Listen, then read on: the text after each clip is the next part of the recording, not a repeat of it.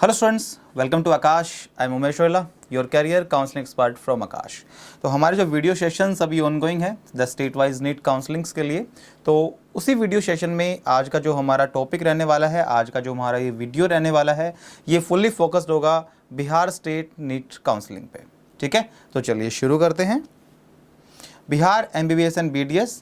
अब देखिए, ये जो वीडियो रहेगा इसमें जो हम ब्रीफ में जो डिस्कशन करेंगे वो रहेगा सीट मैट्रिक्स पे, मीन्स कि 2024 में कितनी जो सीट्स थी for the medical colleges and for the dental colleges are approved by the NMC। Okay, उसके बाद हम बात करेंगे कट ऑफ एनालिसिस, मीन्स कि 2024 में गवर्नमेंट कॉलेज के लिए और प्राइवेट मेडिकल कॉलेजेस के लिए कट ऑफ का ट्रेंड्स क्या रहा था category wise and quota wise. And उसके बाद हम बात करेंगे काउंसलिंग प्रोसेस के बारे में। ठीक है, कि step by step counselling process कैसे रहता है बिहार स्टेट के लिए। साथ में हम बात करेंगे बॉन्ड पॉलिसीज़ के बारे में कि कौन कौन से बॉन्ड अप्लीकेबल हैं। ठीक है, उसके साथ हम बात करेंगे यहाँ पे स्कॉलरशिप के बारे में भी। क्लियर है? तो चलिए शुरू करते हैं। सबसे पहले हम बात करते हैं official NEET counselling website for the Bihar state. ठीक है, मीन्स जब आप रजिस्ट्रेशन पार्ट आपका ओपन होगा काउंसलिंग के लिए, तो सबसे पहले जब आपको रजिस्ट्रेशन कंप्लीट करना है वो आपको इस गिवन वेबसाइट पे करना होगा।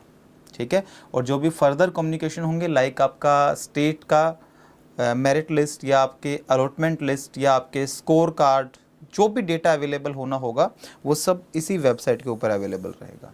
ठीक है, तो रजिस्ट्रेशन फॉर्म फिल करने के बाद आपको कंटिन्यूसली अपडेट रहना है इस वेबसाइट के साथ।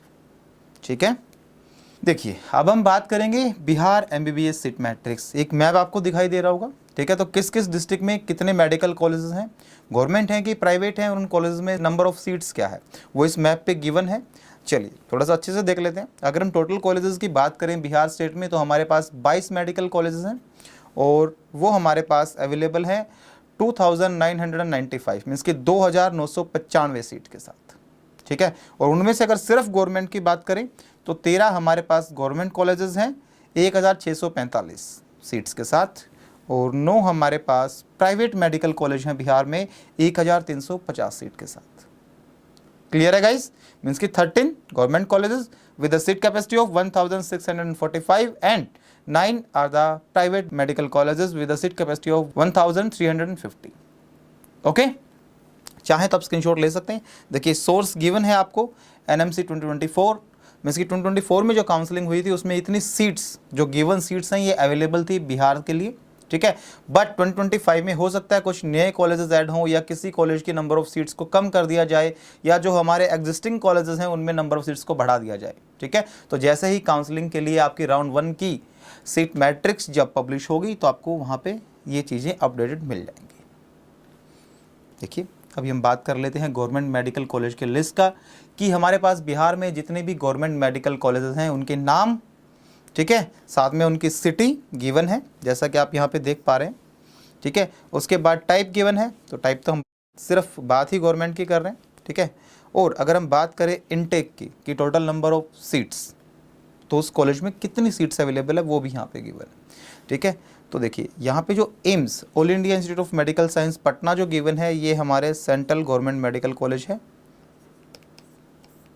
ठीक है, मीन्स कि इस कॉलेज की जो काउंसलिंग है वो बिहार स्टेट नहीं करवाएगा, इस कॉलेज की काउंसलिंग है वो MCC कंडक्ट कराता है। ठीक है, बट बाकी जितने भी बचे हुए कॉलेज हैं ये सारे हमारे स्टेट गवर्नमेंट मेडिकल कॉलेजेस हैं। तो इन सभी कॉलेजेस की 85% सीट्स की जो काउंसलिंग है वो बिहार स्टेट ही कंडक्ट कराने वाला है। क्लियर? ये जो कैलकुलेशन है 85% का, ये सब कुछ जो भी है ये हम आगे डिस्कस भी करने वाले हैं अच्छे से। तो देखिए उसी तरीके से प्राइवेट कॉलेज की लिस्ट भी यहाँ पे गिवन है, आप चाहें तो दोनों लिस्ट का आप स्क्रीनशॉट भी ले सकते हैं। चलिए बात कर लेते हैं बिहार की BDS सीट मैट्रिक्स के बारे में, कि बिहार में टोटल कितनी BDS की सीट्स अवेलेबल हैं। तो देखिए टोटल हमारे पास 5 कॉलेजेस अवेलेबल है 340 सीट के साथ, जिनमें से 2 हमारे पास गवर्नमेंट डेंटल कॉलेज है 140 सीट कैपेसिटी के साथ, और 3 हमारे पास प्राइवेट डेंटल कॉलेज हैं 200 सीट्स के साथ। ओके, चलिए लिस्ट के बारे में अगर देखते हैं, college name, type and intake, आप चाहें तो स्क्रीनशॉट भी ले सकते हैं। चलिए सबसे क्रूशियल पॉइंट की बात करते हैं, कट ऑफ नहीं, क्रूशियल पॉइंट की बात करते हैं। तो सबसे क्रूशियल पॉइंट किसी भी काउंसलिंग में होता ही क्या है, देखिए वो होता है हमारा चॉइस फिलिंग। ठीक है। और चॉइस फिलिंग के लिए क्या फैक्टर रिक्वायर्ड है, AIR, जो कि आपके पास आ जाएगा अभी कुछ टाइम बाद। बट आपको ये तो पता होना चाहिए ना कि अभी आपकी जो करंट AIR है, मीन्स कि 2025 में आपका जो AIR है, ये AIR किस ब्रैकेट में लाई कर रहा है, मीन्स ये गवर्नमेंट कॉलेज की ब्रैकेट में लाई कर रहा है कि प्राइवेट मेडिकल कॉलेज की ब्रैकेट में लाई कर रहा है। ये पॉइंट तो वैलिड है ना। तो उसी के लिए एक रिफाइंड कट ऑफ जो है वो आपकी स्क्रीन पे आपको विजिबल है, और वो भी कैटेगरी के साथ। मीन्स कि 2024 में बिहार के सभी गवर्नमेंट मेडिकल कॉलेजेस में कैटेगरी वाइज जो हाईएस्ट जो कट ऑफ गया था, मीन्स कि राउंड 4 का जो कट ऑफ गया था, वो कट ऑफ आपके सामने गिवन है। मीन्स कि अगर आपका current AIR in given cut off के इक्वल या इनसे कम है तो आप किस ब्रैकेट में आ रहे हैं, आप आ रहे हैं गवर्नमेंट कॉलेजेस की ब्रैकेट में। तो आपको चॉइस फिलिंग में सबसे पहले क्या फिल करने हैं, सभी गवर्नमेंट कॉलेजेस फिल करने हैं। क्लियर है गाइस। तो देखिए, general quota, BC, EBC, EWS, NRI and open and physically handicapped, reserve category girls, SC, ST। देखिए जनरल कोटा क्या होता है, बिहार में ना जो सीट्स हैं मेडिकल कॉलेजेस की या डेंटल कॉलेजेस की, उनको डिस्ट्रीब्यूट किया गया है जनरल कोटा और फीमेल कोटा। जनरल कोटा में दोनों बच्चों के लिए सीट अवेलेबल रहती है, male as well as female, ठीक है। बट फीमेल में सिर्फ फीमेल के लिए सीट रिजर्व रहती है। तो कट ऑफ भी इनका वेरी करेगा ना, तो उसी के बिहाफ पे जो कट ऑफ है वो यहाँ पे गिवन। क्लियर, स्क्रीनशॉट ले लीजिएगा, चॉइस फिलिंग के टाइम पे बहुत ज़्यादा काम आने वाला है। चलिए उसी तरीके से अगर हम बात करते हैं प्राइवेट मेडिकल कॉलेज की कट ऑफ की, 2024 में जो प्राइवेट कॉलेजेस थे बिहार के, उनकी कट ऑफ क्या रही थी। तो देखिए, for the BC, EBC, EWS, Muslim minorities, NRI, open, PWD, reserve category girls, SC, Sikh minority and ST, ठीक है। तो quota wise and category wise cut off private medical college का भी गिवन है आपके पास। क्लियर। चलिए अगर हम बात करें सीट डिस्ट्रीब्यूशन का, बट सीट डिस्ट्रीब्यूशन की बात करने से पहले बेसिक बात मैं आपको बताता हूँ। किसी भी स्टेट में 4 टाइप के मेडिकल कॉलेजेस होते हैं। कौन कौन से, एक होते हैं सेंट्रल गवर्नमेंट मेडिकल कॉलेज, और एक होती हैं प्राइवेट की अगर बात करें तो डीम्ड यूनिवर्सिटीज़। तो जो सेंट्रल गवर्नमेंट मेडिकल कॉलेज होते हैं और जो डीम्ड यूनिवर्सिटीज़ होती हैं ना, इनकी काउंसलिंग हमेशा MCC ही कंडक्ट कराता है फॉर द 100% सीट्स। मीन्स कि इनमें जितनी भी सीट्स अवेलेबल होंगी उनकी काउंसलिंग में या इन कॉलेज में अगर आपको एडमिशन लेना है तो उसके लिए आपको पार्टिसिपेट करना पड़ेगा ऑल इंडिया काउंसलिंग, जो कि MCC जो बोर्ड है वो कंडक्ट कराता है, ठीक है। उसके बाद उसी स्टेट में होते हैं state government medical college and state private medical college, ठीक है।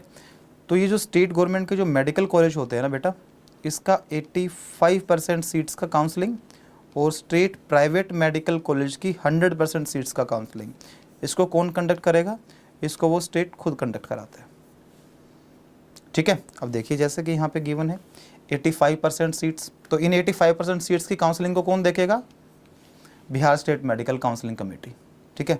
तो इसका बचा हुआ 15% कहाँ गया, तो इसका बचा हुआ 15% है वो चला गया AIQ के अंडर, जिसकी काउंसलिंग कौन देखेगा, MCC।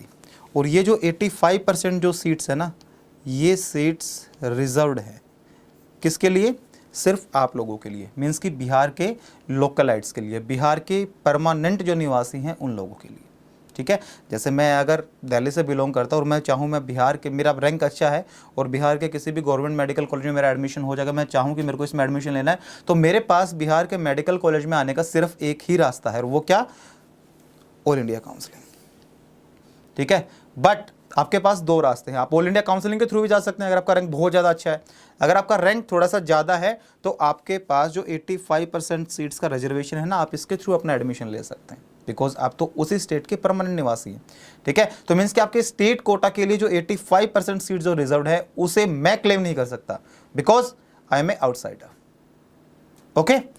चलिए, और इन जो 85% सीट्स का डिस्ट्रीब्यूशन किस तरीके से गया है, फॉर द जनरल मीन्स की unreserved 40%, for the scheduled caste means की SC 16%, शेड्यूल्ड ट्राइब मीन्स की ST 1%, extremely backward classes EBC 18%, backward class 12%, reserve category girls 3%, means की 85% सीट्स में से 3% जो सीट्स हैं वो ओनली फीमेल के लिए ही रिजर्व्ड है।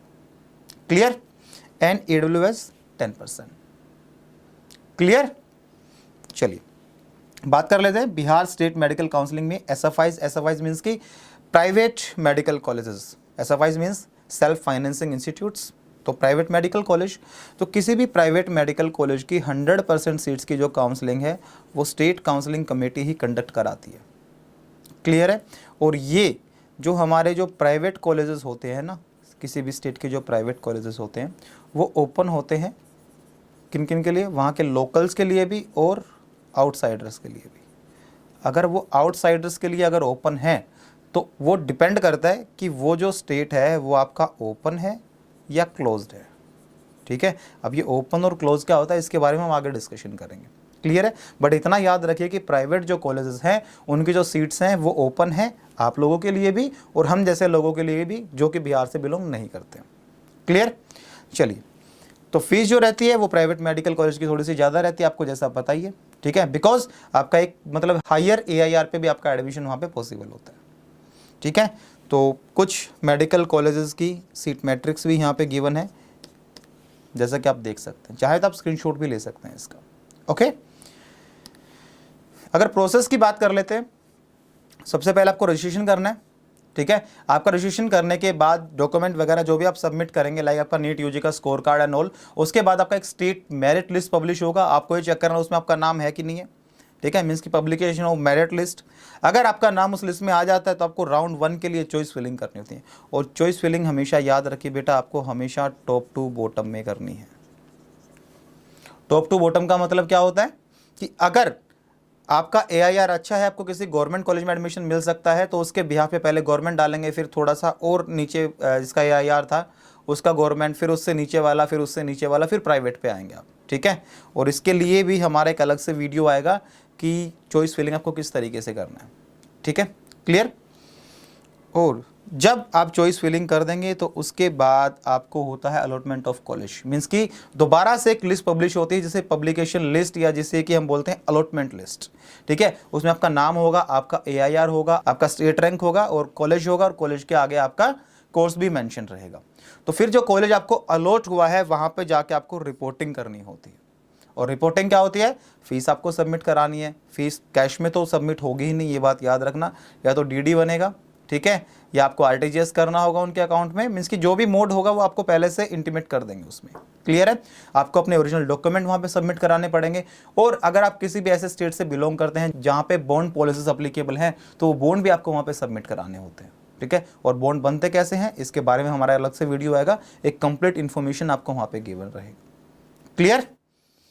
चलिए बात करते हैं एलिजिबिलिटी की, बट उससे पहले हम बात करेंगे ओपन स्टेट की और क्लोज स्टेट की। जैसा कि हम पीछे डिस्कस कर रहे थे कि प्राइवेट मेडिकल कॉलेज में सभी बच्चे एलिजिबल होते हैं एडमिशन के लिए, बशर्ते डिपेंड करता है कि आपका जो स्टेट है वो ओपन है कि क्लोज है। तो ओपन क्या होता है, देखिए जब ऑल इंडिया कोटा एग्जॉस्ट हो जाता है उसके बाद अगर किसी बच्चे का रैंक थोड़ा सा ज़्यादा है बट उसे लगता है कि मैं किसी दूसरे स्टेट के प्राइवेट मेडिकल कॉलेज में एडमिशन ले सकता हूँ। देखिए स्टेट में 85% में तो कोई बाहर का बच्चा एडमिशन ले ही नहीं पाएगा, बिकॉज वो तो उस स्टेट के पर्टिकुलर बच्चों के लिए, मीन्स को स्टेट्स के जो लोकलाइट्स है उनके लिए रिजर्व्ड है। तो उनके लिए ओपन क्या है, प्राइवेट कॉलेजेस। और प्राइवेट में किस तरीके के कॉलेज, एक तो हो गया डीम्ड, ठीक है, और एक हो गया हमारे स्टेट प्राइवेट कॉलेजेस। और अगर डीम्ड में अगर पार्टिसिपेट करना है, डीम्ड में एडमिशन लेना है तो उसे जाना पड़ेगा MCC काउंसलिंग, मीन्स की ऑल इंडिया काउंसलिंग में।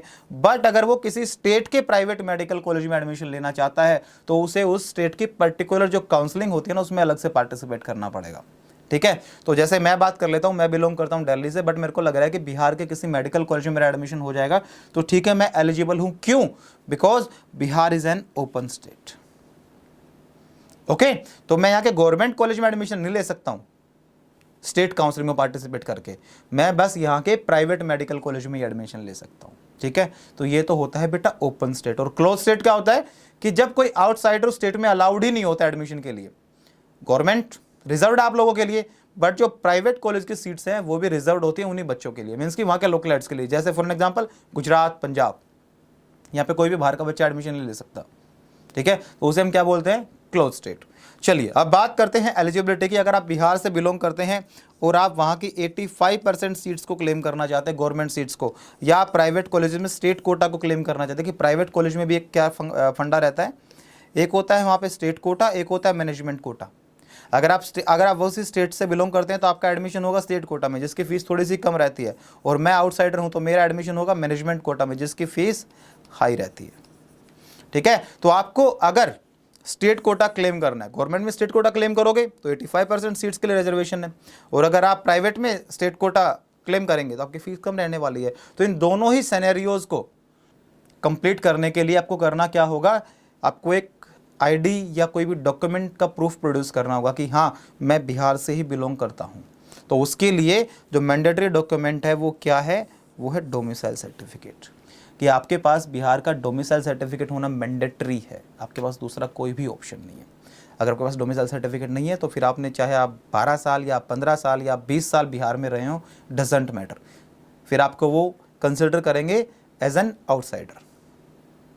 ठीक है, चलिए, तो जब आप अलॉटमेंट पिक करने जाएंगे, मीन्स कि जब आपको एक कॉलेज अलॉट हो गया है उसके बाद आपको वहाँ पे रिपोर्टिंग करना है, तो जो अलॉटमेंट पिक करना बोलते हैं उसे, ठीक है, उसे या फिर आप रिपोर्टिंग भी बोल सकते हैं। तो रिपोर्टिंग के टाइम पे जो डॉक्यूमेंट्स रिक्वायर्ड होंगे वो क्या क्या रहने वाले हैं, 10th एंड 12th का मार्कशीट, आपका नीट यूजी का मार्कशीट, डोमिसाइल सर्टिफिकेट अगर आप बिहार से बिलोंग करते हैं तो, category certificate if applicable, PWD certificate if applicable, photographs लगभग 8 से 10 पासपोर्ट साइज फोटोग्राफ आपको रिक्वायर्ड होंगे, government ID proof for an example like आपका आधार कार्ड। ठीक है, क्लियर। स्कॉलरशिप की अगर बात करें बिहार में, तो बिहार में अवेलेबल है post matric scholarship scheme. BC और ईबीसी कैटेगरी से अगर आप बिलोंग करते हैं तो आपकी फैमिली का इनकम 1.5 लाख से ज़्यादा नहीं होना चाहिए, और अगर आप एससी और एसटी कैटेगरी से बिलोंग करते हैं तो आपकी फैमिली का एनुअल इनकम 2.5 लाख से ज़्यादा नहीं होना चाहिए। और अगर आपको स्कॉलरशिप से रिलेटेड कुछ ज़्यादा इन्फॉर्मेशन चाहिए तो वेबसाइट गिवन है, आप इस वेबसाइट को विजिट भी कर सकते हैं। ओके, नाउ बात करते हैं बॉन्ड पॉलिसीज के बारे में।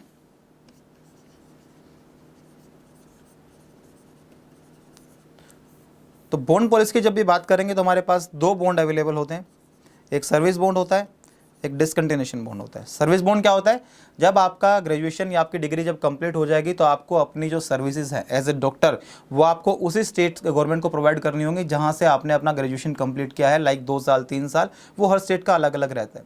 तो अगर आप उसको डिनाई करते हैं कि नहीं मैं ऐसा नहीं करूँगा तो आपको एक पेनल्टी अमाउंट पे करना पड़ता है, और उसे हम बोलते हैं सर्विस बॉन्ड। ठीक है, और अगर बैच अनाउंस होने के बाद आप अपनी सीट को खाली छोड़ते हैं तो फिर आपको एक पेनल्टी पे करनी पड़ती है जिसे हम बोलते हैं डिसकंटिन्यूएशन बॉन्ड। तो जैसे कि सर्विस बॉन्ड की अगर हम बात करें बिहार सेट में तो सर्विस बॉन्ड अवेलेबल नहीं है, बट डिसकंटिन्यूएशन बॉन्ड अवेलेबल होता है गवर्नमेंट कॉलेज में भी as well as private college में, जबकि जो सर्विस बॉन्ड है वो सिर्फ गवर्नमेंट कॉलेज में अवेलेबल होता है, मीन्स की अप्लीकेबल होता है। क्लियर है। तो जो डिसकंटिन्यूएशन बॉन्ड का जो एग्जैक्ट अमाउंट है कि आपको कितना अमाउंट पे करना पड़ेगा, वो जैसे ही काउंसलिंग के प्रोस्पेक्टस आउट होंगे वहाँ पे आपको एक गिवन होगा कि अगर अपनी सीट को आप वैकेंट करेंगे बैच अनाउंस होने के बाद तो आपको इतना अमाउंट पे करना पड़ेगा। ठीक है, तो जैसे ही काउंसलिंग के लिए प्रोस्पेक्टस आउट होते हैं तो प्लीज़ आप उसे अच्छे से पढ़ लीजिएगा एक बार, बिकॉज बहुत सारी इन्फॉर्मेशन है जो कहीं ना कहीं मिस हो जाती है, बट वहाँ पर वो कंप्लीट गिवन रहती है।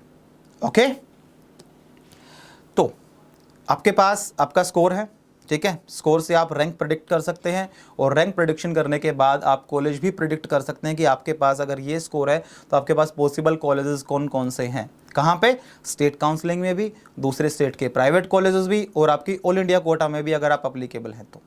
अगर आप ऑल इंडिया कोटा के लिए भी एलिजिबल होंगे तो वो कॉलेज की लिस्टिंग भी आपको गिवन होगी। और ये सब कहाँ पॉसिबल होगा, ये सब पॉसिबल होगा Aakash NEET rank and college predictor.